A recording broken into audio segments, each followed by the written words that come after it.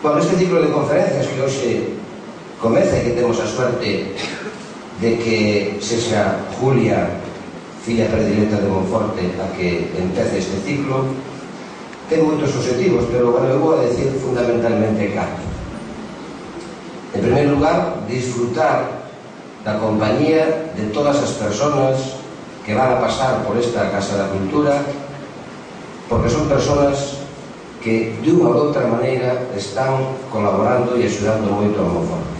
Un objetivo fundamental: sentirnos orgullosos do que somos e sentirnos orgullosos do que podemos ser. Seremos o que queiramos. O que queiramos os monfortinos e as monfortinas, eso é o que vamos a ser. Só decirche, Julia, gracias por querer en Monforte, gracias por a ilusión que nos trasladas, e creo, estou convencido que co teu apoio, que a túa presencia aquí e aquí onde estés, nos sentimos máis seguros e máis fortes. Por lo tanto, un agradecemento en nombre de todos os ciudadanos de Monforte. Bueno, y si hablamos del periodismo en Monforte, ¿no? Existió el periodismo en Monforte, ya que es mi oficio, mi trabajo. En alguna época tuvo fuerza el periodismo. Y aquí quiero agradecerle a Isabel González, no sé si está por aquí Isabel González, ¿no? De la Fundación Tomarca. Ahí está, veo una mano allí. Bueno, porque con ella hemos pasado muchos ratos buscando libros, buscando documentación, información para aprovechar esta circunstancia, para rendir homenaje a los primeros periodistas de Monforte, que tuvieron, fíjense, la audacia de fundar aquí el primer periódico en 1883. Se dice pronto, ¿eh? Luego hablaremos de ese primer periodista de Monforte, el primero que dirigió ese primer diario a finales del siglo XIX. Pero antes quiero hablarles de un hombre que fue el eslabón necesario para que ese primer periodista pusiera en marcha el primer periódico. Me refiero a un humilde carpintero de profesión que tuvo, fíjense, el arrojo y la valentía de ir por ahí a aprender, creo que Santiago de Compostela, y fundó aquí en Monforte, en su taller de carpintería, montó la primera imprenta de Monforte. Corrían por aquella época los días de 1860. Evidentemente no había nacido ni mis abuelos, ni el de Librero, ni el de alcalde, supongo, en 1860, ¿no? Bueno, pues ya entonces Ramón Cortiñas vio una oportunidad donde otros seguramente no veían nada. ¿Cuántas veces oí que estás todo? Pues él montó aquí la imprenta. Y yo creo que está bien que tengamos capacidad para valorar esos personajes que son los que marcan la diferencia, los puntos de inflexión en los pueblos, ¿no?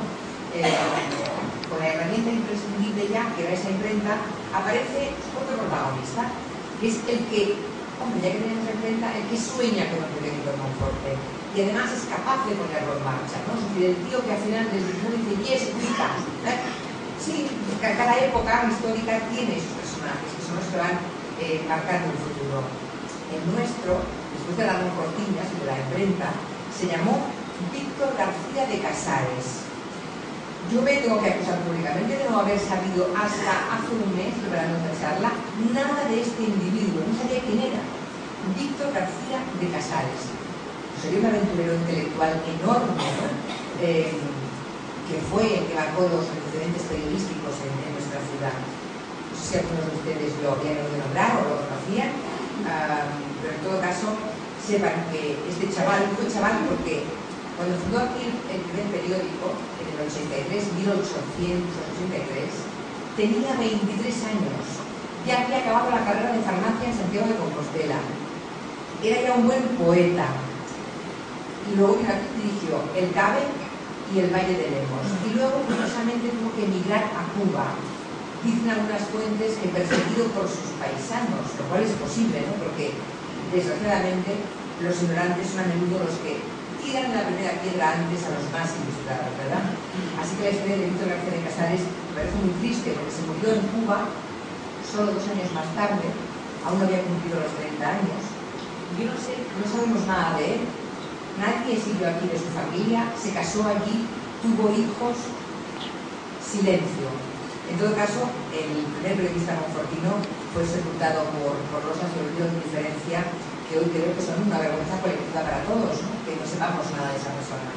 Hace 25 años, eso sí, Miguel Ángel Bahamonde venía en un libro que escribió muy interesante, en el que pues, he encontrado mucha información de la que estoy contando, medio siglo de periodismo de Monfortino, se llama el libro. Él pedía que alguien con interés, con paciencia, un historiador, un periodista, se metiera a rebuscar en archivos parroquiales, municipales, la huella de aquel joven que tuvo la valentía de fundar aquí en Monforte el periódico, ¿no?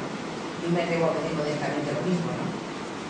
Aún se lo debemos a la memoria de ese hombre importante. Y algo más fácil, ya que tengo aquí a mi izquierda la autoridad municipal, ¿por qué no una calle? ¿No? En fin, 100 años de soledad son demasiados, y yo humildemente lo dejo aquí, por si la corporación municipal y su alcalde y su máxima autoridad pues quieren tenerlo aquí, ¿no? Bien, Casares dirigió, como decía, el CABE, después el Valle de Lemos, y nos preguntaremos, ¿y cómo sería un periódico a finales del siglo XIX? ¿No? Pues muy modesto, tenía 4 hojas, y a juzgar por lo que han comentado los que han buceado en lo poco que se ha conservado, debía tener lo que tenía que tener un periodismo decente, ¿no? En esas referencias que le digo a eso. Denuncia, protesta, crítica a los manos de la autoridad, y al modelo García Casares justamente fue demasiado lejos, ¿no? En alguna denuncia. Eso, unido a su nivel cultural, a su formación humanista, quizá le pudieron convertir definitivamente en un tipo sospechoso, porque la cultura siempre les parece un engorro, a los ignorantes, en eso se parecen a los tiranos, ¿no? A los déspotas. Y cuando los tiranos y los bobos se juntan, como ha ocurrido en España tantas veces, por cierto, normalmente la inteligencia tiene que salir bien, ¿no? Todo apunta a que esa fue la suerte, bueno, la mala suerte de Casares, ¿no? Que tuvo que poner tierra de por medio.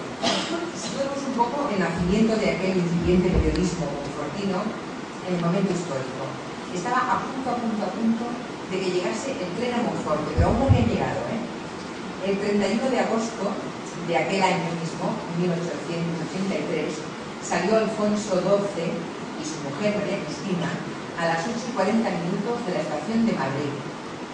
Llegaron aquí a Monforte al día siguiente, 1 de septiembre, a las 9:30. 25 horas de trayecto. No está mal, es impresionante, pero no el trayecto, porque yo hace años después tardaba lo mismo. Prácticamente. Lo que impresiona es la crónica social de aquel día de fiesta para todos los monfortinos, que vieron que como con aquella fecha del tren llegaba también la prosperidad y los buenos tiempos, ¿no? Ese es un momento más pletórico de la sociedad monfortina hasta hoy, Ahora estamos de nuevo en él. Bueno, como ha escrito Fermina Avellaneda, Galicia entró entonces en la modernidad y en efecto, con retraso, pero al fin Monforte entró con el tren en la era industrial hasta el extremo que 2 años después de lo del tren, satisfecho por el empuje social, por el recibimiento, por un conjunto de cosas, Alfonso II premió todo eso, cambiando la categoría de pueblo por la de ciudad, la ciudad de Monforte de Lemos, nace en ese momento. Ese es el escenario histórico que contempló el primer periodismo monfortino. Y claro, descubierto algo al mismo tiempo sorprendente y decepcionante, ¿no? Sorprendente es que a finales del siglo XIX ya tenga nuestra ciudad su periódico, ¿no? Pensémoslo bien. Y no solamente uno, la revista, el CABE, el Diario del Pueblo, el Combate, el Valle de Lemos, La Verdad, el Eco de Lemos, La Tormenta, el Ando de Lemos. Fíjense cuántos periódicos por Monforte. Luego arrancó el siglo XX y nada más empezar, en 1900 hay otros 2, el Porvenir de Monforte y el Cantaclaro. Eso es lo sorprendente, ¿no? Que en un momento de muchísimo analfabetismo, no lo olvidemos, la mayoría de la gente no sabía leer y escribir. Y sin embargo, el empeño y el coraje y la buena nutrición intelectual de algunos paisanos que insistieron una y otra vez hicieron posible que hubiera prensa propia en Monforte de Lemos. Esa es la parte bonita. La parte decepcionante, más dolorosa, y perdonen que en eso sea poco gallega y lo diga con mucha claridad, es el poco aprecio, el poco amor que Monforte ha demostrado a algunos de sus hijos más meritorios, ¿no? Que hay tan pocos estudiosos que han dedicado ni un minuto a la investigación de este pasado, que yo misma también evidentemente reconozco que desconocía, pues me parece triste, porque la culpa es de todos. una de las razones de tanto olvido es que prácticamente no hay ejemplares de todo esto que yo les estoy explicando. En algún caso hay un par de hojas, en otros nada, absolutamente nada. Y eso quiere decir que nadie en todo el valle, ninguno de nuestros bisabuelos, ninguno de nuestros abuelos, nadie sintió la necesidad de guardar con mimo uno de aquellos ejemplares, porque era la historia modesta impresa de un trozo de su vida, ¿no? Eso no está. Y un pueblo que no se quiere a sí mismo, y allí el orgullo que tanto reivindica Severino como alcalde, y que yo creo que hay que promover constantemente, un pueblo que no se quiere a sí mismo, que no protege la memoria de los mejores de sus hijos, está condenado a la irrelevancia. Hay que pelear contra eso. Luego llega el primer tercio del siglo XX, y antes de la Guerra Civil, Monforte volvió a intentarlo una y otra vez, más cabecera. Fíjense qué empeño Monforte por hacer periódicos. A veces se publicaban una vez a la semana, otras quincenalmente, otras coincidiendo con las ferias, pero ahí seguían, ¿no? Claro, piensa que en aquel momento ese derecho, uno de los más importantes de lo que es el libre, el derecho a la información, solamente se podía ejercer con aquellas 4 hojas tan modestas. No había radio, no había televisión, así que por poco que os parezca, aquellas 4 hojas eran, fíjense bien y pensémoslo bien, la única oportunidad que tenían nuestros bisabuelos de saber qué ocurría más allá de donde estaban sus vecinos. Nada más llegaba que no fue a través de aquellas pocas hojas. Y sin embargo, entre todos nos hemos perdido prácticamente todas. Después, con la llegada de la Guerra Civil, evidentemente, la dictadura vuelve la oscuridad y el silencio sobre Monforte, como sobre toda España, ¿verdad? Lo próximo a aparecer ya fue entonces una publicación religiosa, claro. No olvidemos que la ignominia en aquella época entraba en la iglesia bajo palio, y hoy, porque los medios escritos ocurre en Monforte como ocurre en todo el mundo, no es una excepción Monforte, que acabó el romanticismo y hoy son sobre todo los medios de comunicación pues un negocio más. Y por tanto, lo que se impone es lo bueno es lo rentable. Claro, es una ley muy simple, muy grosera, muy burda, en un mundo que es justamente lo contrario, cada vez más complejo. Claro, cuando el mercado es el que tiene la última palabra, entonces empiezan los malos tiempos para la lírica, ¿no? Hoy, evidentemente, los grandes periódicos gallegos, todos tienen aquí sus corresponsales, conozco algunos de esos profesionales, son muy buenos profesionales, y seguramente nadie mejor que ellos sabrá cuánto cuesta vender, entre comillas, como decimos en Aragón, un tema de Monforte, cuando un director o un redactor jefe que vive en la otra punta, que tiene otra ciudad, en otro lugar, tiene que dar el visto bueno, ¿no? ¿Cómo cuesta, ¿no?, hablar de las cosas locales? En un mundo globalizado parece que lo que es local pierde fuelle, ¿no? Monforte ya no tiene su periódico, como apenas ninguna pequeña ciudad tiene su periódico. Eso es uno de los tiempos. Por eso hay que animar, aunque sea con periodicidad quincenal, ese intento tan meritorio de ese periódico gratuito que se llama En Común, que si es solamente confortino, sí que tiene el Valle y todo el sur de Lugo como protagonista, ¿no?, como referencia. O sea que aún quedan emprendedores también en el mundo del periodismo, como los hay hoy en la hostelería, en el mundo de los negocios, del comercio. Yo cada vez que vengo a Monforte observo con muchísimo orgullo.